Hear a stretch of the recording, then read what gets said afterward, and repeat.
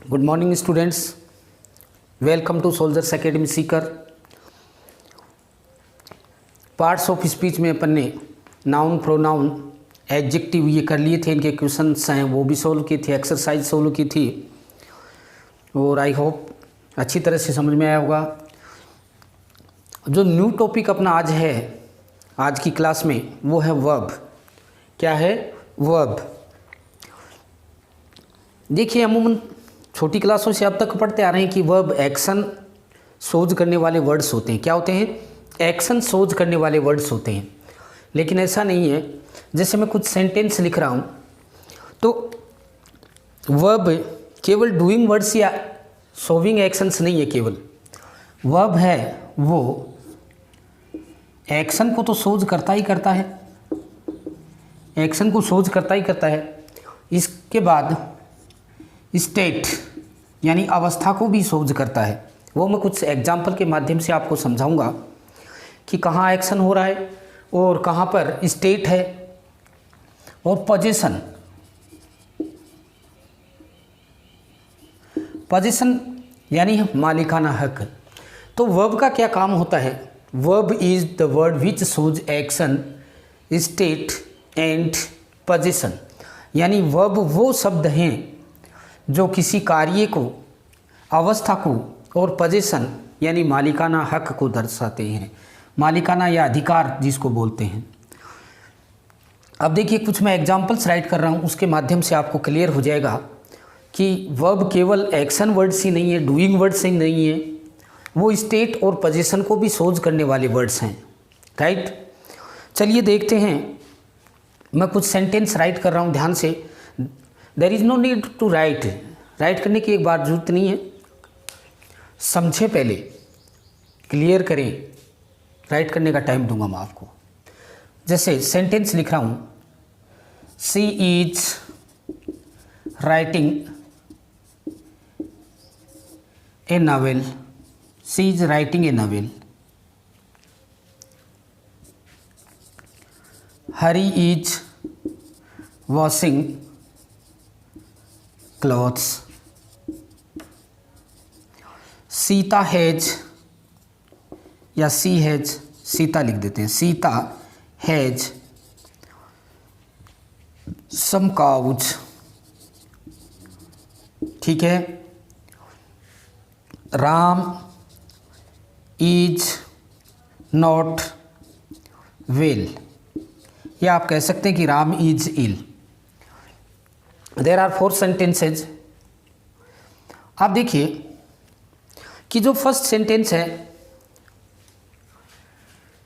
She is writing a novel, यहाँ देख रहे हैं अपन राइटिंग वर्ड है वो एक्शन को सोज कर रहा है। किसको सोज कर रहा है? एक्शन को, यानी लिखने का काम हो रहा है, एक्शन को सोज कर रहा है। क्लियर भाई, ये वर्ब हो गई, ये भी वर्ब है, ये भी क्या है? वर्ब है, और ये भी वर्ब है। अब यहाँ ये एक्सिलरी वर्ब है या जिसको हेल्पिंग वर्ब बोलते हैं, ये है मेन वर्ब। कौन सी है? मेन वर्ब है। ए नॉवेल क्या हो गया? ऑब्जेक्ट हो गया। ठीक है। ऑब्जेक्ट किसको बोलते हैं? यानी नाउन प्रोनाउन का होना जरूरी है, वो ऑब्जेक्ट होता है। Second sentence, Hari is washing clothes, यहाँ भी वॉशिंग है वो मेन वर्ब के रूप में है, या जो मुख्य एक्शन है या मुख्य कार्य हो रहा है। और ये आपकी हेल्पिंग वर्ब या एक्सिलरी वर्ब हो गई।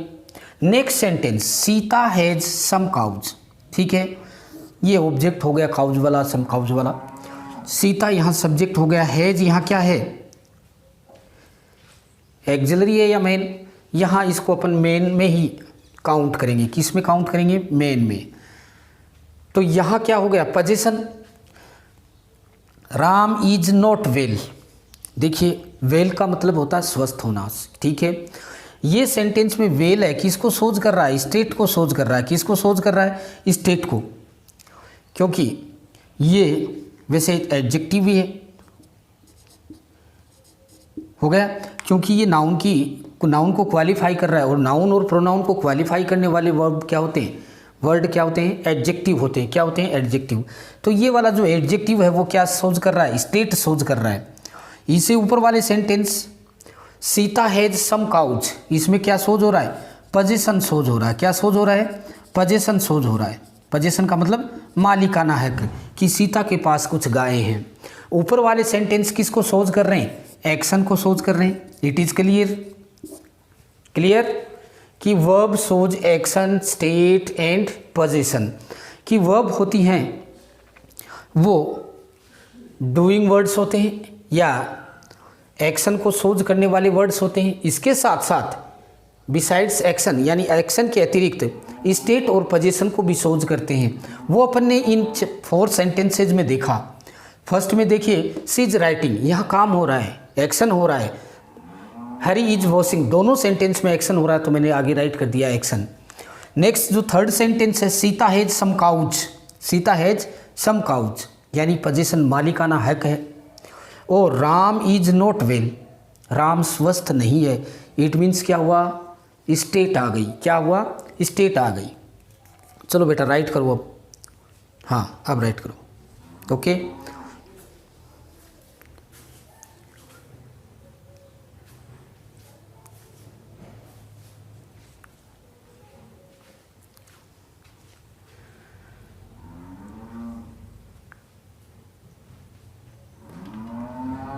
First sentence, she is writing a novel, Hari is washing clothes, दोनों सेंटेंस में एक्शन को शोज किया गया है।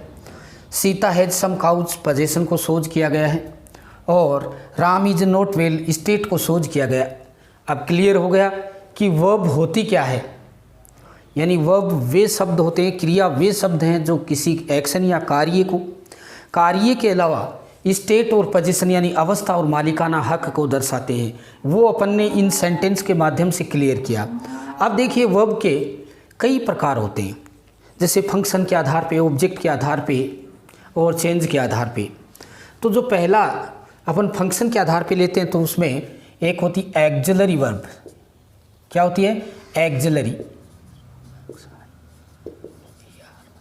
Auxiliary verb. और दूसरी कौन सी होती है? मेन वर्ब जिसको बोलते हैं। सेकंड कौन सी होती है? Main verb. चलो मैं इसको इरेज करके राइट कर रहा हूँ, आप देखना। Okay, can I erase it? Okay,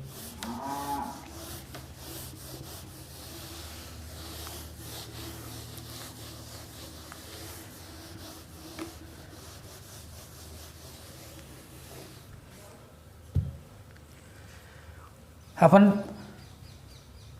verb के बारे में पढ़ रहे हैं तो वर्ब की जो डेफिनेशन है वो क्लियर हुई कि verb shows the action words, besides this it shows state and positions। यानी होने वाले काम को तो दर्शाता ही दर्शाता है या काम का होना पाया जाता ही जाता है, इसके अलावा स्टेट और पोजीशन को भी शोज करता है। अब देखिए वर्ब अपन इसको 2 टाइप्स में डिवाइड करते हैं। कितने टाइप्स में? 2 टाइप्स में। वो भी किसके आधार पे? फंक्शन के आधार पे, यानी कार्य के आधार पे, फंक्शन के आधार पे। वर्ब को 2 टाइप में डिवाइड करते हैं। फर्स्ट ऑक्सिलरी और मेन वर्ब। अब देखिए यहाँ मैंने लिखा कि वर्ब्स को फंक्शन के आधार पे ऑक्सिलरी वर्ब और मेन वर्ब इस तरह से 2 टाइप से डिवाइड करते हैं। सॉरी, फंक्शन के आधार पे और ऑब्जेक्ट के आधार पे अपन करेंगे ट्रांजिटिव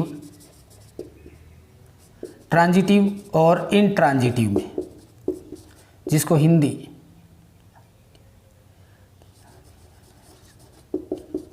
ट्रांजिटिव और इंट्रांजिटिव में। अब चेंज के आधार पे, वर्ब के चेंज के आधार पे अपन फाइनाइट और नॉन फाइनाइट में, फाइनाइट और नॉन फाइनाइट। ठीक है। अब फाइनाइट के भी 3 प्रकार होते हैं, जीरंट,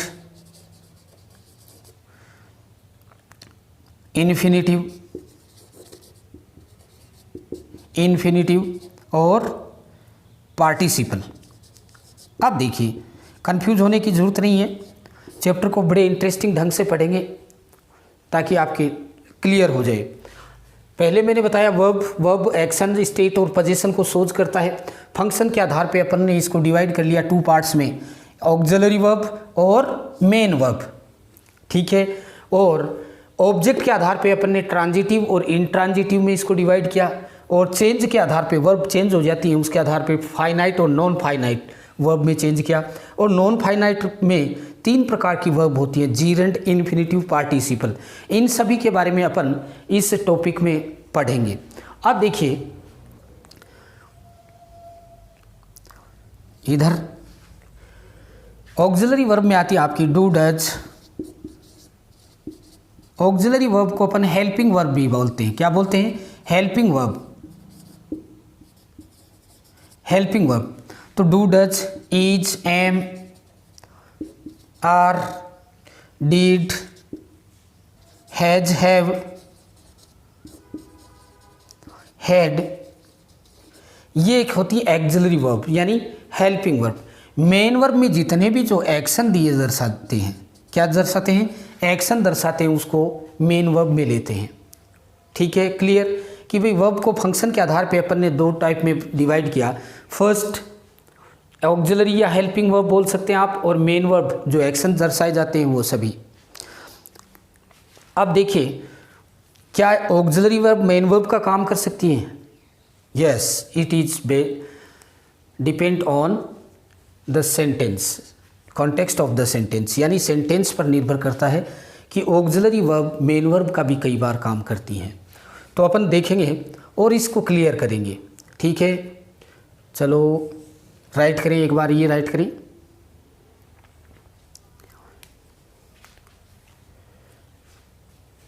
मैं इरेज कर रहा हूँ क्योंकि बोर्ड क्लियर करना है, तभी तो अपन आगे एग्जाम्पल से समझ पाएंगे।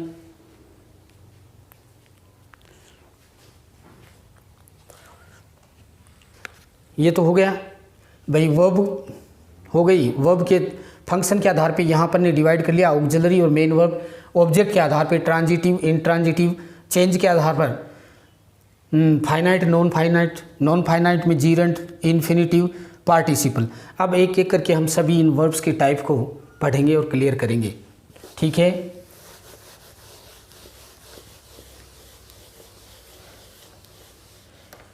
अब देखो ये अपना साथ में रहना ज़रूरी है, इसलिए मैं इसको ऊपर राइट कर रहा हूँ।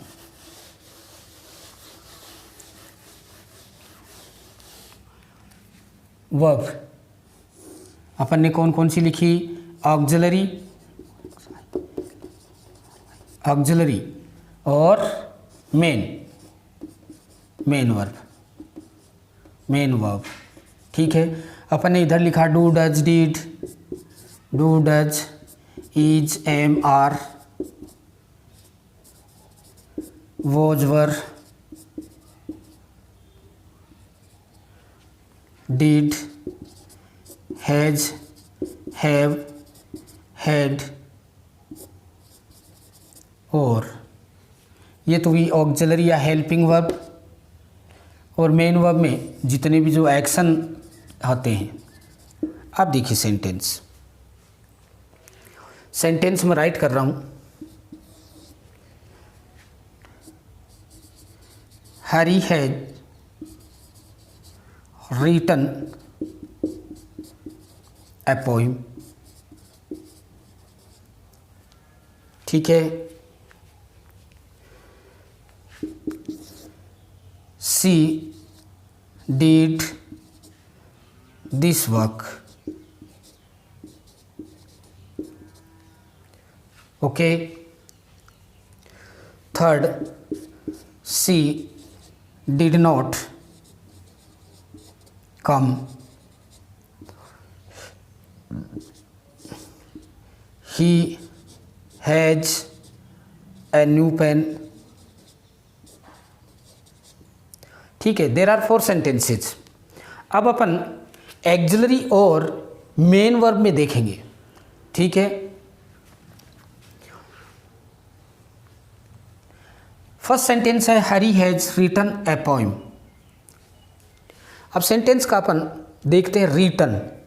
यहाँ एक्शन हो रहा है, क्या हो रहा है? एक्शन हो रहा है, और जो एक्शन होता है वो क्या होती है? मेन वर्ब के रूप में होती है। किसके रूप में होती है? Main verb. तो यहाँ ये जो रिटन वर्ड है वो क्या हुआ? Main verb.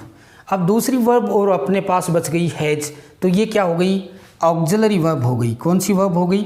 ऑक्सिलरी, या इसको हेल्पिंग वर्ब बोल सकते हैं। क्या बोल सकते हैं? हेल्पिंग वर्ब बोल सकते हैं। तो इस सेंटेंस में हरी यहाँ सब्जेक्ट हो गया, हैज हेल्पिंग वर्ब या ऑक्सिलरी वर्ब हो गई, रिटन यहाँ मेन वर्ब, और ए पोइम यहाँ ऑब्जेक्ट हो गया। ठीक है, next sentence, she did this work. अब देखिए डिड अपने इस ऑक्सिलरी वर्ब में है, राइट? तो क्या ये ऑक्सिलरी वर्ब है? सोचिए, नो, ऑक्सिलरी वर्ब नहीं है। आप यहाँ जाओगे, भाई वर्क है, ये काम हो रहा है, यहाँ ये वर्ब के रूप में नहीं है, नाउन के रूप में है। किसके रूप में है? नाउन के रूप में। एक सेंटेंस और, जैसे number 5, he is ill, he is ill. तो जो सेकेंड सेंटेंस है, सी डिड दिस वर्क, यहाँ ये वर्ब का काम नहीं कर रहा है, वर्क एक्शन नहीं है, यहाँ नाउन है। क्या है? नाउन। कुछ जो मेन वर्ब होती है वो नाउन का भी काम करती है, जैसे वाटर नाउन भी होती है और वर्ब भी होती है, पानी देना और पानी। तो इस तरह से यहाँ जो वर्क है ये मेन वर्ब का काम न करके यहाँ क्या है? ऑब्जेक्ट का काम कर, सॉरी नाउन का काम कर रहा है। ठीक है, ऑब्जेक्ट नहीं है इस सेंटेंस में। क्या नहीं है? ऑब्जेक्ट नहीं है, क्योंकि ऑब्जेक्ट के लिए क्या होना ज़रूरी है? नाउन और प्रोनाउन का होना कंपलसरी है। अब देखिए नेक्स्ट सेंटेंस, तो ये डिड क्या हुई? यहाँ ऑक्सिलरी हुई या मेन वर्ब हुई? अब देखिए अपने यहाँ इस कॉलम में ऑक्सिलरी में डिड लिखा है, लेकिन ये डिड यहाँ ऑक्सिलरी न होकर कौन सी वर्ब है? Main verb. क्लियर? भाई सी डिड दिस वर्क, डू की सेकंड फॉर्म, यानी सेकंड फॉर्म ऑफ डू। तो सी डिड दिस वर्क, यहाँ ये वर्क नाउन का काम कर रहा है, डिड है वो मेन वर्ब का काम कर रही है, सी यहाँ सब्जेक्ट हो गया। Clear? Okay, next, she did not come, sentence इसी तरह का है, सी डिड नॉट कम। अब देखिए यहाँ कम है वो मेन वर्ब है, एक्शन है। क्या है? She did not come, main verb. Okay, note negative हो गया, और डिड यहाँ कौन सी वर्ब हो गई? एक्सिलरी वर्ब हुई। कौन सी वर्ब? एक्सिलरी, या इसको हेल्पिंग वर्ब बोलते। सी डिड, डिड यहाँ हेल्पिंग वर्ब, और कम यहाँ मेन वर्ब। नेक्स्ट सेंटेंस जो है, she has a new pen, she has a new pen. अब देखिए ऑक्सिलरी वर्ब में अपने हैज़ है देखा कि अपने ऑक्सिलरी में लिखा, लेकिन यहाँ she has a new pen, new pen किसको सोच कर रहा है? सॉरी, हैज़ किसको सोच कर रही है? मेन वर्ब के रूप में है या हेल्पिंग वर्ब के रूप में? बताइए, ध्यान करें। अब देखिए यहाँ जो ये हैज़ है वो किसको सोच कर रही है? पोजीशन को सोच कर रही है। किसको सोच कर रही है? पोजीशन को सोच कर रही है। और जहाँ पोजीशन सोच होता है वो वर्ब भी होती है, लेकिन अपने को फंक्शन के आधार पे ऑक्सिलरी और मेन वर्ब में डिफरेंस देखना है। यहाँ ये हैज है वो मेन वर्ब का काम कर रही है। किसका काम कर रही है? न कि ऑक्सिलरी वर्ब का, राइट। तो ऑक्सिलरी वर्ब हैं वो सेंटेंस के कॉन्टेक्स्ट पर डिपेंड करती हैं कि वो ऑक्सिलरी में, हेल्पिंग वर्ब में है या मेन वर्ब में। यहाँ इस सेंटेंस में जो हैज दिया गया है वो मेन वर्ब के रूप में आया। किसके रूप में? Main verb. ठीक है, clear. Next, he is ill. देखिए ही यहाँ सब्जेक्ट हो गया, इल यहाँ स्टेट को सोच कर रही है। किसको सोच कर रही है? स्टेट को। तो वर्ब का काम क्या होता है? स्टेट। लेकिन अपने को तो यहाँ ये वर्ब नहीं है, क्या है फिर? ये देखिए सब्जेक्ट की विशेषता यानी नाउन और प्रोनाउन को क्वालिफाई कर रहा है। इसका मतलब यहाँ ये एडजेक्टिव का काम कर रहा है। इल क्या है? स्टेट तो है ही है, लेकिन एडजेक्टिव सोच कर रहा है। नाउन और प्रोनाउन को जो क्वालिफाई करने वाले वर्ड हैं वो एडजेक्टिव को बताते हैं, यानी विशेषण। तो यहाँ जो इज है वो किसका काम कर रही है? ऑक्सिलरी का या मेन का? क्लियर, ये मेन वर्ब के रूप में ही है। चलिए राइट करें बेटा ध्यान से और समझें।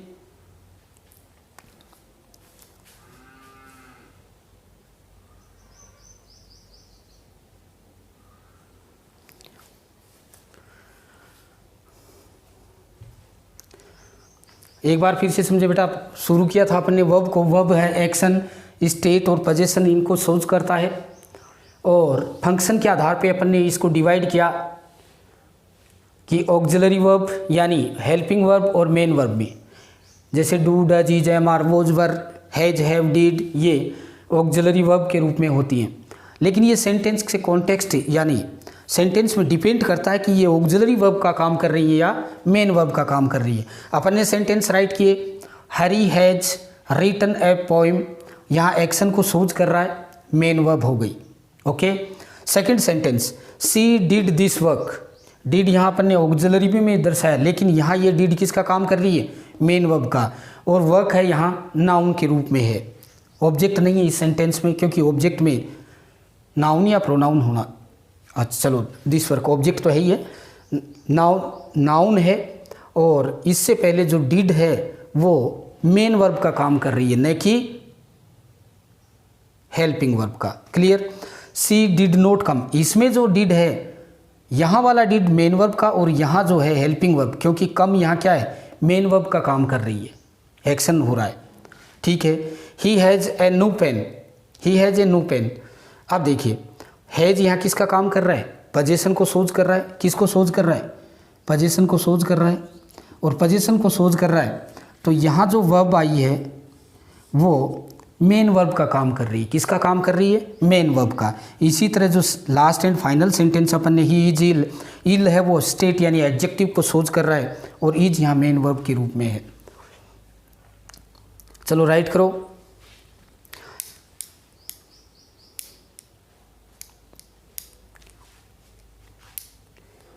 ध्यान से देखें तो डिफरेंस क्लियर, ऑक्सिलरी और मेन वर्ब में। वर्ब पढ़ा, वर्ब के बाद अपन ने इसको 2 टाइप में डिवाइड किया, फंक्शन के आधार पे, और फंक्शन के आधार पे डिवाइड किया तो अपनी कौन सी वर्ब रही, ऑक्सिलरी और मेन।